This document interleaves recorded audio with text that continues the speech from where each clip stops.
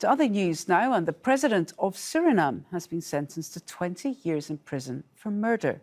Bouterse was convicted of killing 15 political opponents in 1982.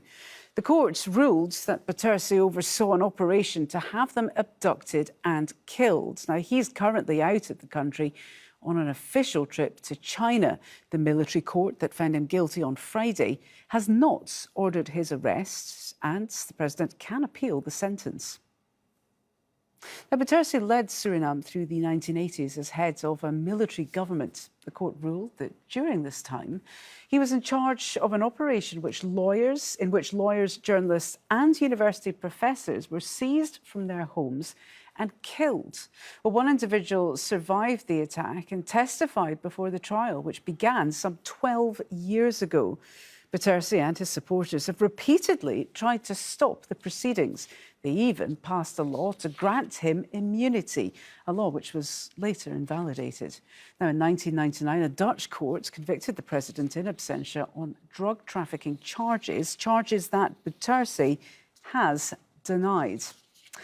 Well, let's get more on this story. Rosmarin Hofte is a professor of history of Suriname at the University of Amsterdam and joins us now on Skype from Amsterdam itself. Good to have you with us on the programme. This is a rather unusual case, is it not? It's the sort of thing that would bring down any other leader. So given this, do you think this is the end for Bouterse? Thank you for having me. I'm not sure this is going to be the end for Bouterse, at least not yet. He has been very cunning in staying in power. He has been the most powerful man in Suriname, arguably, since 1980, behind and before the scenes. And I think he is coming back tomorrow. He will be landing, according to plan, at 4 a.m. in the morning. And his party has called to receive him and bring him in triumph to the capital. So I guess we'll be waiting to see what happens when he comes back for China. But it's unusual, is it not, that the military haven't issued a warrant for his arrest, even though he has been found guilty of these crimes.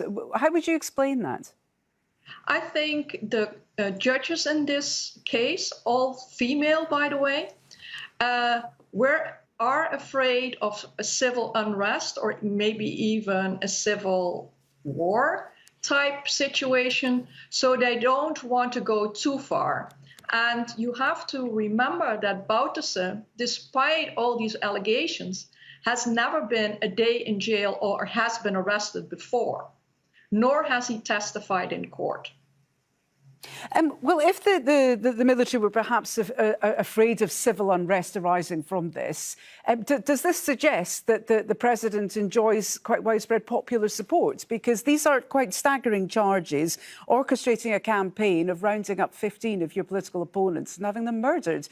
Is the country split on this case, or does the president enjoy quite a lot of support? I think it's safe to say that the country is split on this case. He has support. He has a very well-organized party. He is the president. He is elected democratically. And you shouldn't forget, Suriname, first of all, is a small country. Less than 600,000 people live there. And secondly, many of these inhabitants are young. They were not there. They were not born yet when these December killings in 1982 happened. So they don't have an active memory. So there is this split about people being for or against Bouterse, but also younger people who just have no memory of this. And just finally, what does this case say about democracy and the rule of law in Suriname? Well, it is a triumph, I think, for the rule of law, and that justice can be done. This has taken very long. You mentioned it started in 2007. There was even a pre-trial before that. So this has been more than 12 years in the making. So this is a triumph for the state of law. OK, Rosmarin Hofte, I'm afraid we'll have to leave it there, but great to get your thoughts and analysis on this case. Rosmarin Hofte joining us live from Amsterdam.